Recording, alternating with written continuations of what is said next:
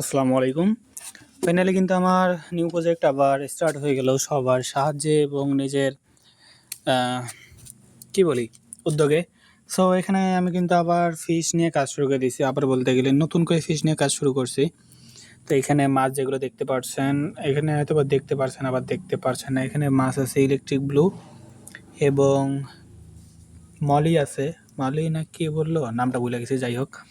এখানে চিংড়ি আছে, নীল চিংড়ি আছে, লাল চিংড়ি আছে এবং এদিকে আরো প্লাটি আছে, সরি প্লাটি আছে, চিংড়ি আছে এবং ইলেকট্রিক ব্লু আছে এবং এর ভিতরে আরও কিছু ভ্যারিয়েন্ট আছে।